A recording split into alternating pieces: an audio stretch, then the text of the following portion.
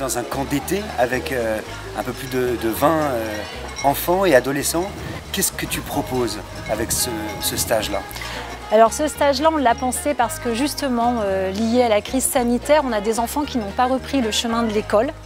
Et du coup, ce qu'on voulait ici, c'est leur redonner un rythme. Eux, ils sont arrivés en disant on va faire du travail. Puis finalement, ils se sont dit non, c'est pas du travail, ça va.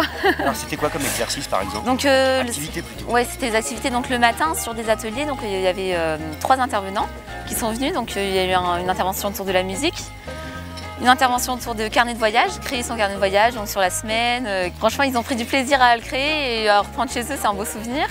Et un dernier atelier donc avec des tapis de lecture. Et avec une vraie utilisation de l'IdeasBox, notre bibliothèque innovante.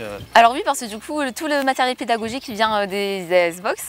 Donc c'est facile à prendre. Enfin, nous, on a pris le camion, on n'a qu'à les prendre, il y a tout le matériel qui est dedans.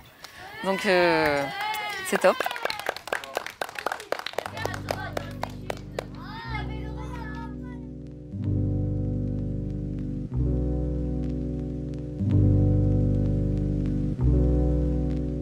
Une des grandes missions de l'association Mots et Merveilles, c'est de lutter contre les situations d'illettrisme. C'est ça. Alors qu'est-ce que c'est une situation d'illettrisme pour qu'on comprenne bien?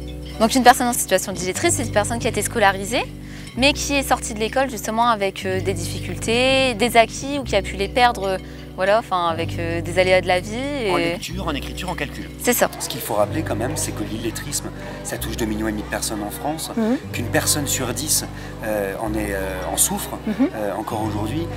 Ce sont des chiffres qui te font peur? C'est effrayant de se rendre compte qu'aujourd'hui, dans un pays comme le nôtre, on a encore autant de personnes sur le carreau, éloignées, en marge, parce qu'on peut parler, on a des personnes qui sont vraiment en marge, qui n'arrivent pas du tout à vivre comme toi et moi, ils sont vraiment handicapés. Et oui, ça nous dit qu'il faut aller plus loin, qu'il faut trouver aussi d'autres techniques, parce qu'aucune personne n'est identique dans ses difficultés. Tout le monde est allé à l'école, mais tout le monde n'a pas su apprendre. D'où ce système de bénévolat et d'un par un, voilà, et d'individualisation, et voilà, et de prendre le temps. Quelle est l'aventure, l'apprenant qui t'a le plus intéressé, toi, en tant que bénévole? C'était Maurice. Alors c'était qui Maurice? Maurice, c'est un monsieur qui est âgé de 70 ans, qui pensait que l'illettrisme, ça venait de son père, parce que son père était illettré également. Et donc on a dû dépasser ce sentiment de honte. Et de toute façon, sur 1 heure de cours, il me disait toujours de toute façon, je suis trop bête, c'est pas à mon âge qu'on peut apprendre. Et quand je l'ai vu lire pour la première fois ces quelques mots, on se dit que c'est une victoire, quoi. Ça doit être passionnant. C'est ça. Et je pense que lui, il s'est arrêté sur ok, je sais pas lire et écrire. Et j'ai dit ok, moi je sais lire et écrire, mais toi, qu'est-ce que tu sais faire? Je sais tapisser, je sais faire ceci, cela. Je dis moi je sais pas, je sais carreler. Je dis moi je sais pas, donc on a tous des capacités différentes. Chloé, tu me disais que tu avais été une apprenante. Oui, c'est ça. Donc c'était en 2012, pendant une année scolaire. Donc en fait c'était pendant l'année de 5e, je suis pas allée du tout à l'école, donc j'étais déscolarisée en fait. Qu'est-ce qui s'est passé? Plus des soucis d'ordre familiaux, et donc il y avait des soucis à la maison. Et justement il y a eu l'association Mots et Merveilles. Comment tu l'as découverte cette asso? Ça a été du bouche à oreille où on m'a dit, on a dit surtout à ma mère d'aller voir là-bas.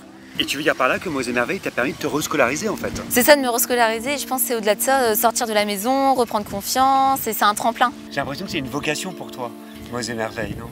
Une vocation, je dirais comme j'ai été aidée, je pense que c'est du don et du contre-don, quoi. Ouais. C'est ça.